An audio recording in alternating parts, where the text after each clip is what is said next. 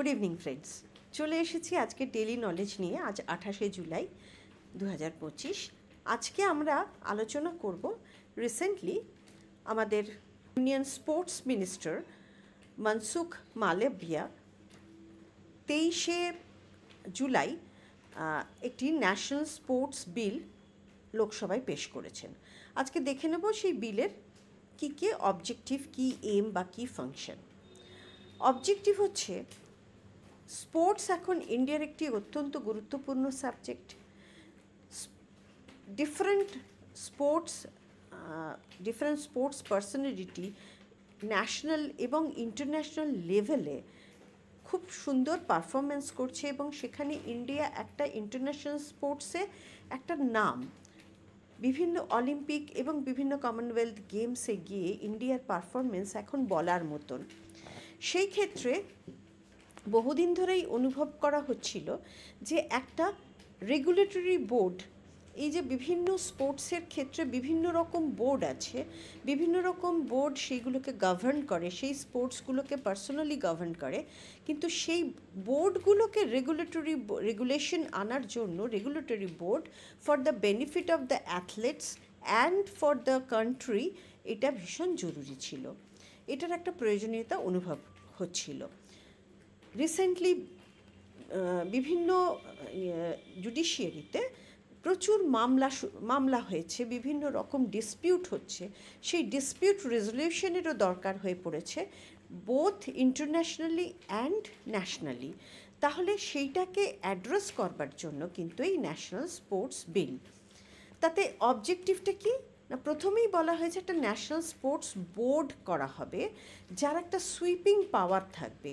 কি সুইপিং পাওয়ার না, সে সমস্ত ফেডারেশন ইনক্লুডিং, সেখানে ইনক্লুড করা হয়েছে বিসিসিআইকে, board of control for cricket of India, তাকেও ইনক্লুড করে দেওয়া হয়েছে। তার রুলস রেগুলেশন সব কিছুর ওপরে তার একটা সুইপিং পাওয়ার থাকবে। আর কি থাকবে না, ন্যাশনাল স্পোর্টস ট্রাইব্যুনাল তৈরি হবে, যেটা কিনা একটা ডিসপিউট রেজলিউশনারি বডি হবে, যার ডিসপিউট রেজলিউশনের ক্ষেত্রে অ্যাপিল করা যাবে একমাত্র সুপ্রিম কোর্টে। এই দুটো হচ্ছে কি ফিচার্স। এইবার আরও কি বলা হয়েছে না, সেবি যেমন ফিনান্সিয়াল মার্কেটকে রেগুলেট করে, সেরকম স্পোর্টস অথরিটিজের রেগুলেটরি বডি হবে কিন্তু এই ন্যাশনাল স্পোর্টস বোর্ড। এবার এই যে রেগুলেটরি ক্যাপাসিটি, এইটাকে পারফর্ম করতে গেলে তার একটা নিজস্ব অফিস লাগবে, নিজস্ব ফাংশনারিজ লাগবে, সেই ফাংশনারিজ এবং সেই অফিস চালানোর জন্য তার একটা বাজেট লাগবে, এবং সেই অ্যাফিলিয়েশন কিভাবে দেয়া হবে, সেই অ্যাফিলিয়েশন প্রত্যেকটা ফেডারেশন বা প্রত্যেকটা বডিকে, স্পোর্টস বডিকে তার অ্যাফিলিয়েশন নিতে হবে, তার কি রুলস হবে সেগুলো এখানে কিন্তু বলা হয়েছে। কোড অফ এথিক্স কি থাকবে, এই যে প্রত্যেকটা ইন্টারন্যাশনাল এবং ন্যাশনাল গেমসের একটা এথিক্স থাকে, বিশেষ করে ইন্টারন্যাশনাল অলিম্পিক্স বা কমনওয়েলথ গেমসের বা অন্যান্য ইন্টারন্যাশনাল যে গেমসগুলো হয়, কম্পিটিশনসগুলো হয়, তার একটা কোড অফ এথিক্স থাকে। তাহলে সেই কোড অফ এথিক্সকে মাথায় রেখে এখানেও একটা কোড অফ এথিক্স বানানো হবে। আরেকটা হচ্ছে সেফ স্পোর্টস, যাতে কোনো রকম ভালনারেবল কোনো কিছু না হয়, সেটাকে মাথায় রাখতে হবে। অনেকেরই গ্রিভেন্স থাকতে পারে, স্পোর্টস পার্সনদের থাকতে পারে, বা নেশন ওয়াইজ থাকতে পারে, ফেডারেশনের থাকতে পারে, সেগুলোকে গ্রিভেন্সটাকে রিড্রেসাল করা। আরটিআই কমপ্লায়েন্স, অর্থাৎ আরটিআইয়ের আওতায় সমস্ত স্পোর্টস অথরিটিকে আনা। এবং আরেকটা খুব গুরুত্বপূর্ণ বিষয় বলা হলো, সমস্ত স্পোর্টস ফেডারেশন বা স্পোর্টস বডিতে অ্যাথলেটদের রিপ্রেজেন্টেশন থাকতে হবে, এবং সেই অ্যাথলেট রিপ্রেজেন্টেশন হবে বোথ এক্সিস্টিং, রিটায়ার্ড এবং তার সঙ্গে জেন্ডার পেয়ারিটি রেখে, অর্থাৎ both men and women.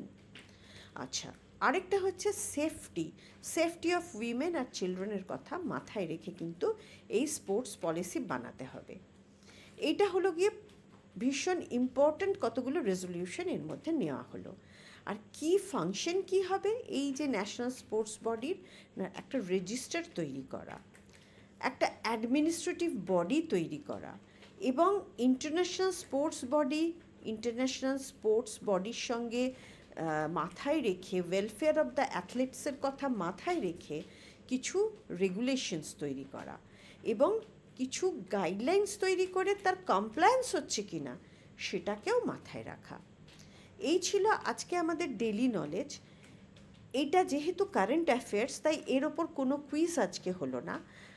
Great basket career, এখানে সবার স্বপ্ন সফল হয়। আমাদের WBCS আর SSC CGL এর ফার্স্ট ব্যাচ শুরু হয়ে গেছে, রেজিস্ট্রেশন এখনও চলছে সেকেন্ড ব্যাচের জন্য। এছাড়া ব্যাংকের জন্য আমাদের অ্যাডমিশন চলছে, ব্যাংকের ক্লাস শুরু হবে সেপ্টেম্বর মাস থেকে। ফ্যাকাল্টিজ আর bank officials with years of experience. ব্যাংকের নোটিফিকেশন খুব শিগগিরই বেরোতে চলেছে, সুতরাং ব্যাংকিংয়ের জন্য অ্যাডমিশন খুব তাড়াতাড়ি নিতে হবে। যেহেতু ব্যাংকিংয়ের জন্য আমরা খুব বেশি সময় পাবো না, তাই জন্য সবার কাছে অনুরোধ, খুব তাড়াতাড়ি অ্যাডমিশনের রেজিস্ট্রেশন করলে তাহলে আমরা সেপ্টেম্বর মাসের ফার্স্ট উইক থেকে ক্লাস শুরু করে দিতে পারবো। আজ এই পর্যন্তই, দেখা হবে কালকে।